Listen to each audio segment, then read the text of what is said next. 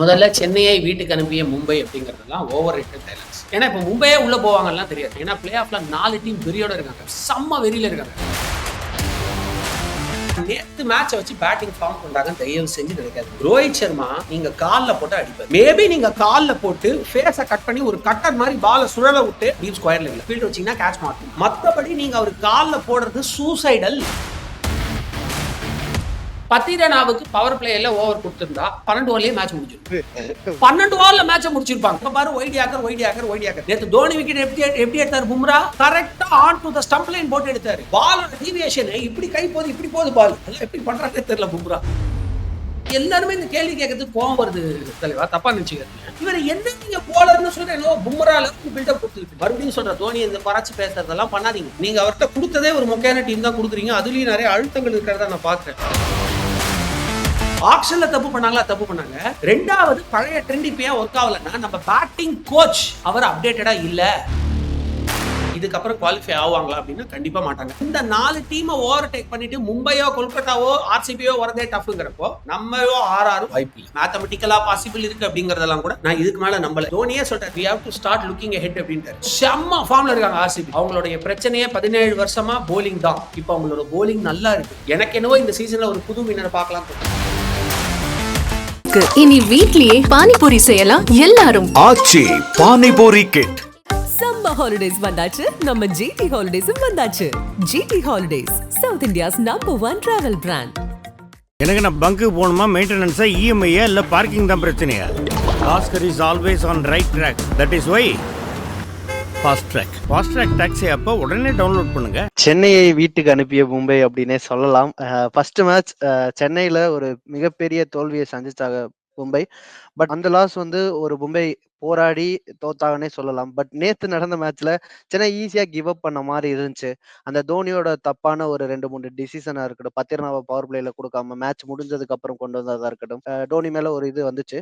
So நீங்க எப்படி பாக்குறீங்க, மேட்ச் எப்படி இருந்துச்சு நேத்து? முதல்ல சென்னையை வீட்டுக்கு அனுப்பிய மும்பை அப்படிங்கறதெல்லாம் ஓவர் ரேட்டட் டைலாக்ஸ். ஓகேங்களா, இது சும்மா ஜாலியா ஒரு ரீல் மெட்டீரியல், ஒரு மீம் மெட்டீரியல்னு வேணா வச்சுக்கலாமே தவிர, இதுக்கு முன்னாடி நம்ம எந்த மேட்சும் தோக்காம இருந்து இந்த மேட்ச் தோத்துருந்தா நம்ம வெளியே போயிருப்போமா? மேத்தமெட்டிக்கலா ஓகேங்களா. சோ அவங்களுடைய பிச்சில் அவங்க கண்டிப்பா அதுவும் எஸ்பெஷலி அந்த சூஸ் பண்ண அந்த ட்ராக்ல நீங்க டியூ ஃபேக்டர்னு வரும்போது செகண்ட் பேட்டிங்க்கு பயங்கர சாதகமான ஒரு பிச் தான், அதுல எந்த டவுட்டும் கிடையாது. அதுக்காக மும்பை இந்தியன்ஸ் சரியா விளையாடல, லக்கு கிக்கு இப்படிலாம் அர்த்தம் எல்லாம் பேசுறதுக்கு நான் எந்த டீமோட ஃபேனும் கிடையாது. பட் மும்பை சென்னையை வீட்டுக்கு அனுப்பிய மும்பை அப்படிங்கறதெல்லாம் கொஞ்சம் ஓவர் ரேட்டட் டைலாக்ஸ். ஏன்னா இப்போ மும்பையே உள்ள போவாங்கலாம் தெரியாது. அஃப்கோர்ஸ் ஒரு நல்ல ஸ்ட்ராங் பொசிஷன் வந்துட்டாங்க. நம்ம அவங்களுக்கு பயங்கரமான ஒரு என்ன 14 ஓவர்லயே 15-16 ஓவர்லயே முடிச்சதுனால அவங்க சம அட்வான்ஸ் பாயிண்ட் எடுத்துக்கிட்டாங்க. இப்போ ஆர்சிபி ஒரு மேட்ச் தோத்து இவங்க எஸ்ஆர்ஹெச்க்கு எதிராக ஜெயிச்சாங்கன்னா they have very high chance of going on the top 4. இல்லைன்னு நான் சொல்லல. ஆனா அதுக்காக அவங்க கண்டிப்பா பிளே ஆஃப் போவாங்களா அப்படின்லாம் டவுட் தான். ஏன்னா பிளே ஆஃப்ல 4 டீம் வெறியோட இருக்காங்க. டிசி, ஜிடி, எல்எஸ்ஜி, அதுக்கப்புறம் இவங்க கிங்ஸ் 11 பஞ்சாப் செம்ம வெறியில இருக்காங்க.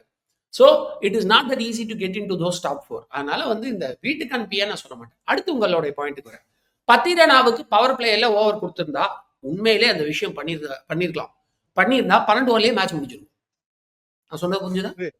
பத்திரனாக்கு முன்னாடியே ஓவர் கொடுத்திருந்தா 12 ஓவர்ல மேட்சை முடிச்சிருப்பாங்க. பத்திரனாவை டீம்ல எடுத்தது வேணா தோனியோட தப்புன்னு சொல்லுங்க. நான் திருப்பியும் சொல்றேன், 5 கப் ஜெயிச்சு கொடுத்துருக்காரு.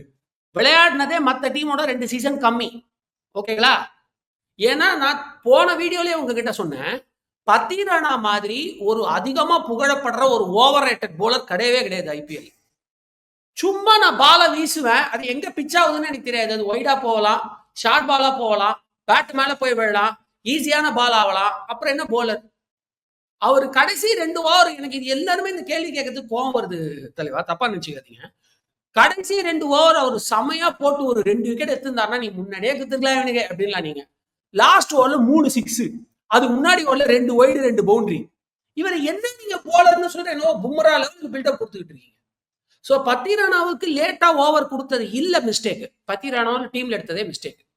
அன்சுல் காம்போஜை ஏன் தோனி எடுக்கலன்னு நீங்க கேட்டீங்கன்னா நியாயமான கேள்வி. நான் முன்னாடியே சொன்ன நம்ம சேனல் நினைக்கிறேன், சிஎஸ்கே வர்சஸ் மும்பை வான்கடேல எப்படி இருக்க போகுது அப்படின்னா, ஃபர்ஸ்ட் பேட்டிங் மும்பை இந்தியன்ஸ் பண்ணா நமக்கு ஒரு 40% சான்ஸ் இருக்கு. ஆனா ஃபர்ஸ்ட் பேட்டிங் நம்ம பண்ணா இறைவன் அருள் தான் அப்படின்ட்டு, நான் இறைவன் கையில தான் இருக்கு அப்படின்ட்டு. ஆனா அந்த ஃபர்ஸ்ட் பேட்டிங் மும்பை இந்தியன்ஸ் பண்ணாலுமே டியூ ஃபேக்டர் நமக்கு சப்போர்ட் பண்ணும் ஒண்ணு.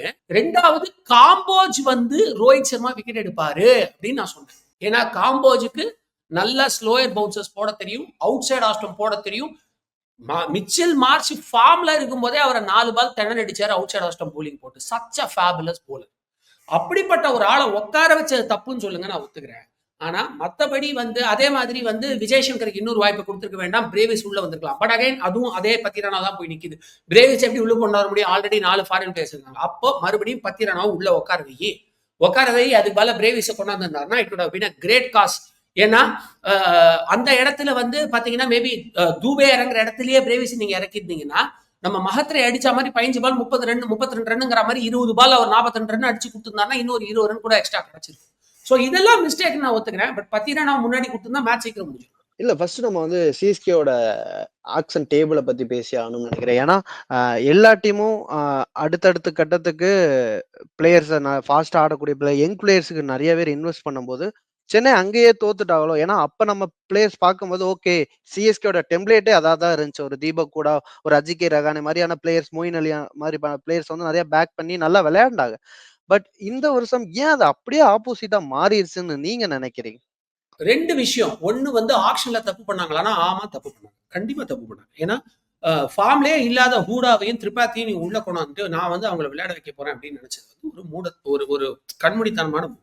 ஏன்னா திரிபாத்தி கூட விடுங்க, சரி அட்லீஸ்ட் சிஎஸ்கே சில நேரத்தை நல்லா விளையாடி இருக்காரு, எஸ்ஆர்சி சில நேரங்களை நல்லா விளையாடி இருக்காரு. மேபி ஒரு ரஹானே லெவலுக்கு அவரை கற்பனை பண்ணிட்டாங்க, இல்லவே இல்லை. அவருடைய ஷாட்ஸ்லாம் நீங்க பாத்தீங்கன்னா ரஹானே அளவுக்குலாம் குவாலிட்டி கிடையாது. ரெண்டாவது இந்த ஓல்டு பிளேயரை நாங்க திருப்பி கொண்டாந்து நல்லா ஆட வைப்போம் அப்படிங்கிறது ஷேன் வாட்சனா இருக்கட்டும், ராய்டுவா இருக்கட்டும், எல்லாரும் எப்ப பண்ணாங்க, ரஹானேவா இருக்கட்டும், எப்ப பண்ணாங்கன்னா அவங்க ஸ்கில் உள்ளவங்க போதுமான ஒரு ஆப்பர்ச்சுனிட்டி கிடைச்சிருக்காது. அப்ப நீங்க அவங்களை உள்ள கொண்டாந்தீங்கன்னா ஒரு அர்த்தம் இருக்கு. ஸ்கில்லே இல்லாத ஹூடாவை எதுக்கு கொண்டு வந்தாங்க அப்படின்றது அவங்களுக்கு யாருக்குமே தெரியல. ஸோ அது வந்து ஒரு பிளைண்டர், ஒரு ராங் மூவ். அதனால ஆக்ஷன்ல தப்பு பண்ணாங்க.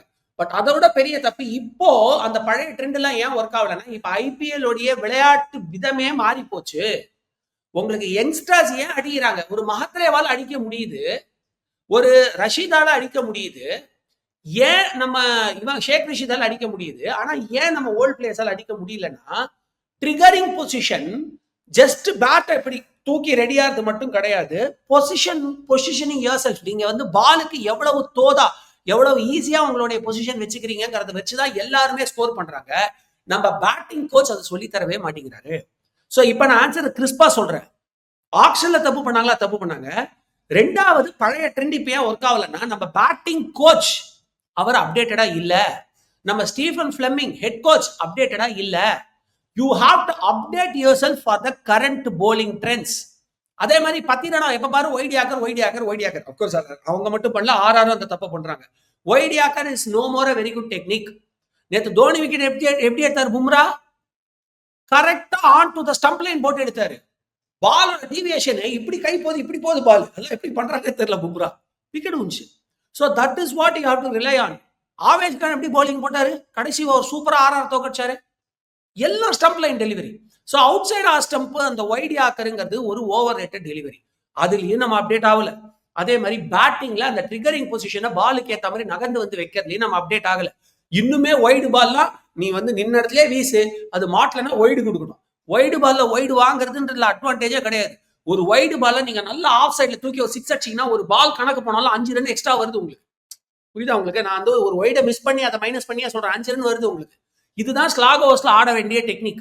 இதனால தான் ரூதர்ஃபோர்டோட விக்கெட்டே சில நேரத்தில் விழுது. ஏன்னா அவர் அவுட் சைட் ஆஃப் ஸ்டம்ப் பால வந்து ஒரு ஒய்டி ஆக்கரு ஒய்டா போகுது அப்படிங்கறதுனால இவர் லெக் ஸ்டம்ப்லேயே கார்ட்ல ட்ரை பண்ணுவார். அது ஒண்டிதான் ஜிடில ஒரே ஒரு பிரச்சனை ரூதர்ஃபோர்டுக்கு மட்டும்.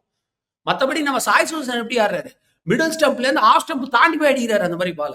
அந்த டெக்னிக் நம்ம அப்கிரேட் ஆகலங்கிறது ஒரு ப்ராப்ளம். இன்னொன்னு என்ன கேக்குன்னா, ரச்சின் ரவீந்திரா ஃபர்ஸ்ட் மேட்ச்ல இருந்து வாய்ப்பு கொடுத்துக்கிட்டு இருக்காங்க.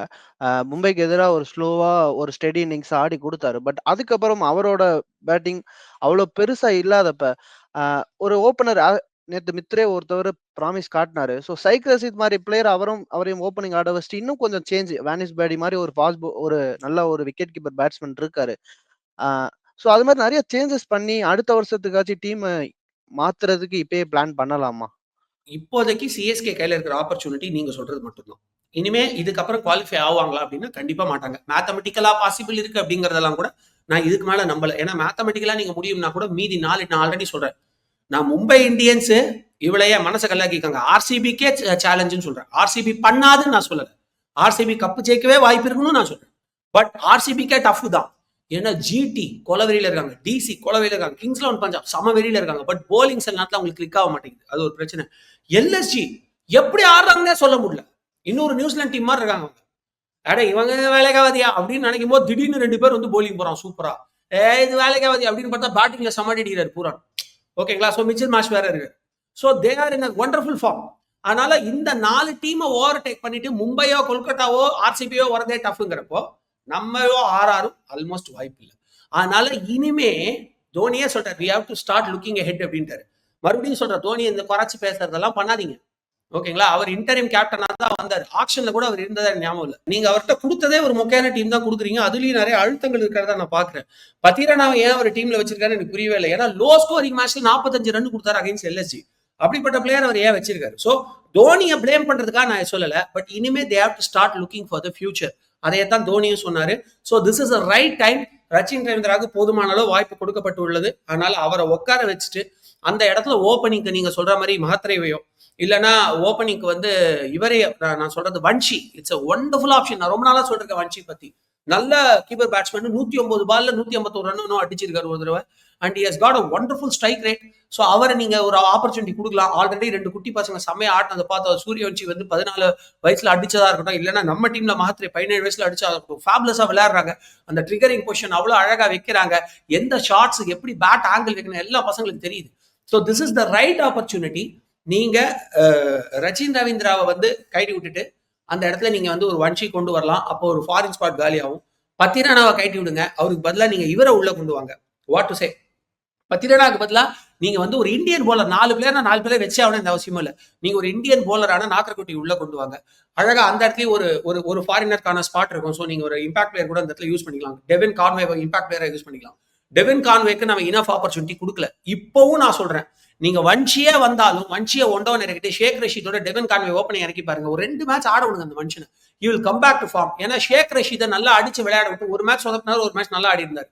ஸோ அவரை கொஞ்சம் அடிச்சு விளையாட விட்டு நீ ஃப்ரீ கேம் இஷ்டத்துக்கு ஆடு, நீ உன்னுடைய இண்டிபெண்டன்ட் கேம் ஆடு அப்படின்னு சொல்லிட்டு இந்த பக்கம் டெவின் கான்வே கொஞ்சம் ஸ்ட்ரைக் ரொட்டேட் பண்ணி அப்புறம் அடிக்க ஆரம்பிச்சாருன்னா நல்ல ஸ்கோர். சென்னை மோஸ்ட்லி டோனி சொன்ன மாதிரி நாங்க அடுத்த வருஷத்துக்கு நல்ல டீமையாச்சும் நாங்க செட் பண்ணணும் அப்படின்ற ஒரு இதை வச்சிருந்தாரு. மும்பை இந்தியன்ஸ் எப்பயுமே வந்து இந்த நெவர் ரைட் ஆஃப் அப்படின்னு அவங்களோட நிறைய நேரத்துல வந்து அவங்க காமிச்சுக்கிட்டே இருந்தாங்க. நிறைய அவங்களோட எப்பயுமே வந்து ஸ்லோ ஸ்டார்ட்ல இருக்கும். பட் அதுக்கப்புறம் செட் ஆவாங்க. இப்போ ஒரு மாதிரி ரொம்ப ஸ்ட்ராங்கா தெரியுறாங்களோ. ஏன்னா எல்லா பிளேயர்ஸுமே இண்டிவிஜுவலா பெர்ஃபார்ம் பண்ணிக்கிட்டு இருக்காங்க. பவுலிங்ல இருந்து ஃபீல்டிங்ல இருந்து பேட்டிங்கும். நேற்று ரோஹித் சர்மா ஒரு ஆள் தான் பேட்டிங்ல போர் ஃபார்ம்ல இருந்தாரு. அவரும் திரும்ப வந்திருக்காரு. ஸோ பார்க்கவே ஒரு மாதிரி ஸ்ட்ராங் டீமா இருக்காங்க. நீங்க என்ன ஃபீல் பண்றீங்க? எம்ஐ எப்பவுமே ஸ்ட்ராங் டீம் தாங்க. ஆனா அவங்க பேட்டிங் ஃபார்ம்ல இல்ல அப்படிங்கறது அவங்களுக்கு பிரச்சனையா இருந்துச்சு. ஆனா நேத்து மேட்சை வச்சு பேட்டிங் ஃபார்ம் கொண்டாங்க. தயவு செஞ்சு நினைக்காதீங்க. மேபி வந்திருக்கலாம். பட் நேத்து சிஎஸ்கேவோட போலிங் ரொம்ப பெத்தட்டிக்கா இருந்துச்சு. திருப்பி நீங்க இந்த டோர்னமெண்ட் ஃபுல்லா பாருங்க, இல்ல கடைசி 2 சீசன் கூட பாருங்க. ரோஹித் சர்மா நீங்க கால்ல போட்டு அடிப்பாரு, நோ கொஸ்டின். மேபி நீங்க கால்ல போட்டு ஃபேஸ கட் பண்ணி ஒரு கட்டர் மாதிரி பால சுழல விட்டு அந்த இடத்துல வந்து ஃபைன் லெக்ல ஒரு ஃபீல்டர் வச்சு டீப் ஃபைன் லெக்ல ஒரு ஃபீல்டர் வச்சீங்கன்னா கேட்ச் மாட்டும். ஓகேங்களா? டீப் ஸ்கொயர் லெக்ல ஒரு ஃபீல்டர் வச்சீங்கன்னா கேட்ச் மாட்டும். ஃபைன் லெக்ல சாரி டீப் ஸ்கொயர் லெக்ல ஒரு ஃபீல்டர் வச்சீங்கன்னா கேட்ச் மாட்டும், வாய்ப்பு இருக்கு. ஆனா மத்தபடி நீங்க அவர் கால்ல போடுறது சூசைடல். நேத்து எல்லா பாலும் ஆல்மோஸ்ட் கால்ல போட்டாங்க. கலீல் அஹ்மத் கால்ல போட்டாங்க, ஜெமி ஓட்டன் கால்ல போடுறாரு. நீங்க 2 பால் கால்ல போடுறீங்க, ஒரு 6 ஒரு 4 அடிச்சிட்டாரு. 3வது பால் நீங்க அவுட் சைட் ஆஃப் ஸ்டெப் நல்ல பேஸ்ல ஃபுல் டாஸ் மாதிரி போட்டீங்கன்னா யாருனால அடிப்பாங்க. ஓகேங்களா? அது ரோஹித் சர்மால லெஜெண்ட். வேன் கடையில அவர் வேற மாதிரி. இதே மாதிரி சிஎஸ்கே எதிராக வேன் கடையில செம்மடி அடிச்சிருக்காரு, ஆர்சிபி எதிராக அடிச்சிருக்காரு. அப்படி ஒரு பிளேயரை நீங்க கூட்டிட்டு வந்து அவருடைய பெஸ்ட் பிளேஸ்ல நீங்க பால போட்டுக்கிட்டே இருந்தீங்கன்னா அதுவும் வந்து இது வந்து ஒரு பெரிய ஸ்கோரிங் மேட்ச் கிடையாது. 205 தான் successfully defended lowest total since 2023. 2023ல இருந்து இது வரைக்கும் வான்கடேல சக்சஸ்ஃபுல்லா டிஃபெண்ட் பண்ண டோட்டல் எது தெரியுமா? 205 தான். அதுக்கு கீழே எல்லா டோட்டலையும் சேஸ் பண்ணிருக்காங்க. அப்படி ஒரு ட்ராக்ல போலிங் போடும்போது நீங்க வந்து அவரே வந்து இனி நம்மளோட பிரச்சனை என்ன, எல்லா பாலையும் அடிக்கக்கூடாது. ரோஹித் சர்மாவோட கேம் பாருங்க, நேற்று அழகா பண்ணாரு. எல்லா பாலையும் அடிக்க கூடாது, எதெல்லாம் லூஸ் பாலோ அதை மட்டும் அடி அப்படின்னு வந்தாரு. இவங்க லூஸ் பாலா லெக்ல போட்டாங்க, அடிச்சுட்டாரு. அண்ட் ஆரம்பம் நல்லா செட் ஆனதுக்கு அப்புறம் சூரியகுமார் யாதவுக்கு செம கான்பிடன்ஸ் வந்துருச்சு. சூரியகுமார் யாதவ் எப்படி தெரியுமா சொல்லி சொல்லி தூக்குனாங்க. ரொம்ப நான் சொன்ன அதே ட்ரிகரிங் பொசிஷன் தான் அவருக்கு நெகட்டிவ். ரொம்ப ஆஃப் சைட் நவுந்து வருவாரு. அப்ப என்ன பண்ணுவோம், அழகா ஒரு கூகுளி மாதிரியோ இல்லைன்னா ஒரு நல்ல பாலை நல்லா பிச் பண்ணி ஸ்லோவரா போட்டு கொஞ்சம் லெக் சைடு எடுத்துட்டு போனீங்கன்னா காலி ஆகுது.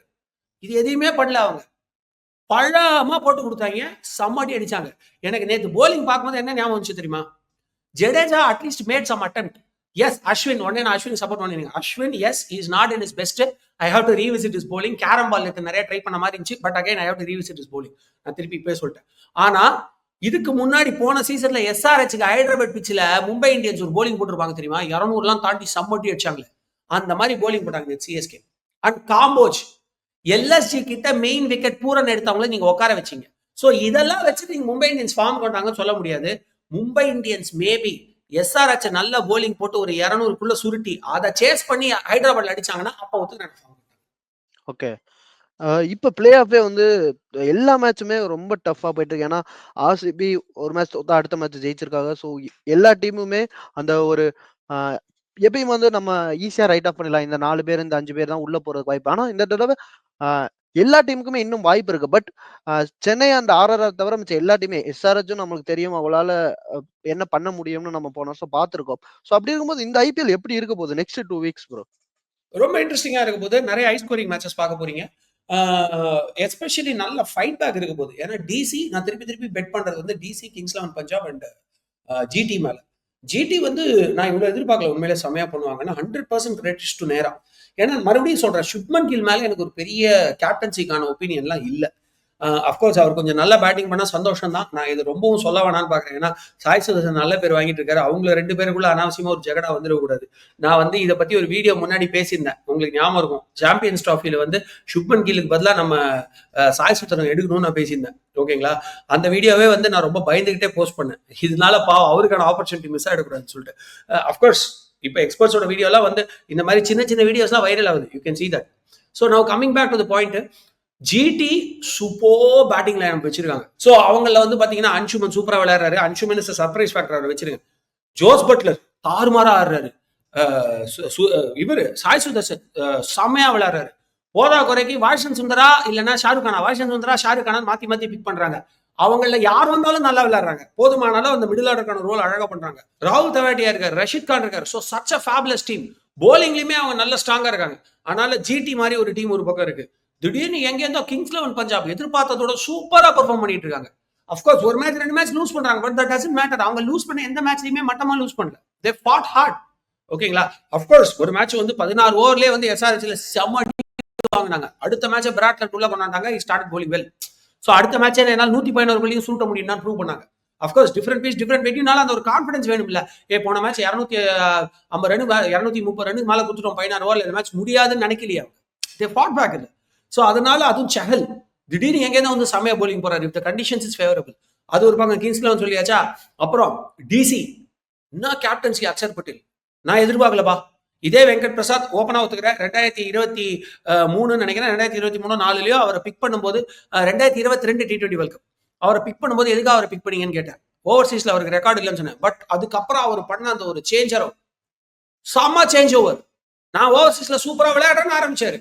ஒரு கிரிட்டிக்கா ஒரு அப்சர்வரா நான் சொன்னேன் சரியா பண்ணலன்னு. அதுக்கப்புறமா நான் சப்பக்கட்டு கட்டல, நான் ஒத்துக்கிட்டேன் சூப்பருங்க அப்படின்னு. எப்போ 2024 T20 வேர்ல்ட் கப் ஃபைனல் அவர் ஆடின அந்த இன்னிங்ஸ் வாவ் அப்படின்னு சொல்ல வச்சுச்சு. அதை அவர் கேப்டன்சிலையும் ப்ரூவ் பண்றாரு. கேஎல் ராகுல் கோலாவரியில இருக்காரு. DC is in terrific form. அடுத்து எல்எஸ்ஜி எப்ப அடிக்கிறாருன்னே தெரியல. பூரன் அடிச்சா அவங்க டீம் நீங்க அடக்கவே முடியாது. மேபி பூரன் விக்கெட் விழுந்தா கொஞ்சம் வாய்ப்பு இருக்கு. பட் சமாடி அடிக்கிறாரு. அதனால இவங்க 4 பேர் இவ்வளவு ஃபார்ம்ல இருக்காங்க. ஆர்சிபி நான் விடல, ஐ kept it for the last. நல்ல ஃபைட்டிங் இருக்கு. அவங்களுடைய பிரச்சனையே 17 வருஷமா போலிங் தான். இப்ப அவங்களோட போலிங் நல்லா இருக்கு. குருணால் பாண்டியா கொஞ்சம் நடுவில் ஃபார்ம் லூஸ் பண்றாரு. He has to come back to his form. ஓகேங்களா, அதே மாதிரி இன்னொரு போலர் அவருமே சுயேஷ் சர்மா நினைக்கிறேன். அவர் இன்னும் கொஞ்சம் better balls better line and length போடணும். நல்லா போட்டிருந்தார் லைனு. இப்ப ரொம்ப ஓவர் பிச் பண்றாரு, அதனால அடி வாங்குறாரு. ஸ்பின்னர் ஓவர் பிச் பண்ணக்கூடாது. ஸ்பின்னர் கரெக்டான இடத்த பிச் பண்ணணும். சஹல் அதனால தான் சக்சஸ்ஃபுல் ஆனாரு ஒரு மேட்ச்ல. So you will have to bowl in right area. Suyash Sharma அது மட்டும் கொஞ்சம் கரெக்ட் பண்ணிக்கணும். அதுக்கப்புறம் அவங்களோட ஃபாஸ்ட் பாலர் சொல்லவே வேணாம். புவி அண்ட் ஹாசல்வுட் எஸ்பெஷலி புவி wanted to prove himself. So செம்ம ஃபார்ம்ல இருக்காங்க ஆர்சிபி. அதனால இத்தனை டீம் ஃபைட் பண்ணிட்டு இருக்காங்க அப்படிங்கிறப்போ it is going to be terrific. எனக்கு என்னவோ இந்த சீசன்ல ஒரு புது வின்னரை பார்க்கலாம் தோணும். ஓகே, கடைசி கொஸ்டினா, ஃபுட்பால்ல நம்ம மேனேஜர்ஸ்ன்னு பார்ப்போம், நிறைய பேர் ஃபீல்ட்ல வந்து நிறைய பிளேயர்ஸ் பேசி இது மாதிரி பாடுவாங்க. பட் கிரிக்கெட் சேஞ்சு அப்படின்னு நிறைய சொல்லலாம். ஏன்னா ஃபர்ஸ்ட் நம்ம நெக்ராவை பார்த்துருக்கோம், நிறைய ஃபீல்ட்ல வந்து ஒவ்வொரு பவுண்டரி லைன்ல வந்து பிளேயர்ஸ் பேசுவார். இப்ப ஜெயவர்த்தனையா இருக்கட்டும், நிறைய கோச்சஸ் வந்து ஃபீல்டர்ஸ் வந்து பேசுறது. தினேஷ் கார்த்திக் நம்ம பார்க்கலாம். ஸோ கிரிக்கெட்டும் சேஞ்ச் ஆயிடுச்சோ ஃபுட்பால் மாதிரி அப்படின்ற ஒரு கொஸ்டின் நீங்க எழுதுது. சரி, இது வந்து ஐபிஎல் பஸ், இது வந்து ஒரு ப்ராப்பர் கிரிக்கெட் நீங்க எடுத்துக்க முடியாது. இது பிரான்சைஸ் கிரிக்கெட், ஓகேங்களா? இதுல நிறைய கமர்ஷியல் ஃபேக்டர்ஸ் இருக்கும். ஸோ அது வந்து அதனால இதுவும் நடக்குது. இது பார்க்க நல்லா தான் இருக்கு, ஓகேங்களா? ஹேமந்த் பதானி விட்டீங்க பாருங்க, அந்த டீம் இவ்வளவு ஸ்ட்ராங்கா இருக்கிறது காரணமே ஹேமந்த் பதானி வந்து டிசில கோச்சா இருக்கிறது தான். ஸோ இது வந்து பிரான்சைஸ் கிரிக்கெட் அப்படிங்கறதுனால நிறைய கமர்ஷியல் ஃபேக்டர்ஸ் உள்ள வருது. அண்ட் எஸ்பெஷலி பாத்தீங்கன்னா நீங்க வந்து நேரா சொல்றீங்க, எஸ் ஐ அக்ரி, சூப்பரா பண்ணிட்டு இருக்காரு. ஜெயவர்தனே வந்து நிறைய இன்ஸ்ட்ரக்ஷன்ஸ் கொடுத்துக்கிட்டே இருக்காரு ஆன் த மேட்ச். பட் இப்போ நீங்க Dinesh Karthik, Hemant Badani are doing wonderful role. ஆர்சிபில ஒரு முக்கியமான மேட்ச் அவங்க ஜெயிக்கிறதுக்கு ரீசன் வந்து தினேஷ் கார்த்திக் பேட்டிங் கோச். ஆனா ஹெட் கோச் மாதிரி உள்ள ஒரு ஐடியா சொன்னாரு. என்ன ஐடியா சொன்னாருன்னா, நீங்க ஃபர்ஸ்ட் இவருக்கு ஓவர் கொடுத்துருங்க, ஆசனுக்கு ஓவர், கடைசி 3 ஓவர் 4 ஓவர் தான் இருந்துச்சு. ஆசனுக்கு ஓவர் கொடுங்க, புவனேஸ்வர் குமார் ஓவர் கொடுங்க, லாஸ்ட் ஓவர் நீ இவரை கொண்டு வாங்க, யார, குருணால் பாண்டியா கொண்டு வாங்க. அப்போ எது மும்பை இந்தியன்ஸ்க்கு எதிரான மேட்ச்ல அப்போ மெயினா ஆடிட்டு இருக்க திலக் வர்மா, ஹார்திக் பாண்டியா 2 பேர் விக்கெட் ஊட்டாங்கன்னா நமக்கு மேட்ச் ஈஸின்னு ஒர்க் அவுட்.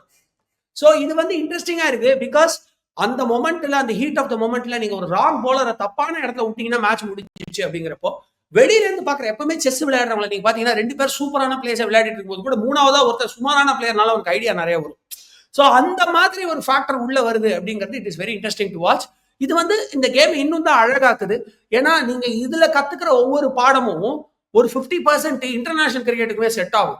அதனால அவர் பிளேயர்ஸ் ஆர் க்ரூமிங்கிறது ஒரு நல்ல விஷயம். இந்த ஐபிஎல் நம்ம ஸ்டார்டிங்ல இருந்து பார்த்தோம், நிறைய யங்ஸ்டர்ஸ் வந்து தொடர்ந்து நல்லா பெர்ஃபார்ம் பண்ணிக்கிட்டு இருக்காங்க. நிறைய பேர் தெரியாத பிளேயர்ஸ் நிறைய லீக்ல போய் டேலண்ட் ஸ்கவுட் மூலியமா ஐடென்டிஃபை பண்ணாங்க. இந்த வருஷம் நிறைய டீம் பண்ணியிருக்காங்க.